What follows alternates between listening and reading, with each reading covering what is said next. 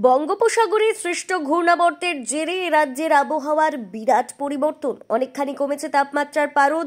সোমবার বিকেলের পর মঙ্গলবার সকাল থেকেও হালকা থেকে মাঝারি ধরনের বৃষ্টিপাত শুরু বাঁকুড়ায়। এই অবস্থায় এদিন দিনভর বাঁকুড়া সহ দক্ষিণবঙ্গের জেলাগুলিতে একটানা ভারী বৃষ্টির পূর্বাভাস শুনিয়েছে হাওয়া অফিস।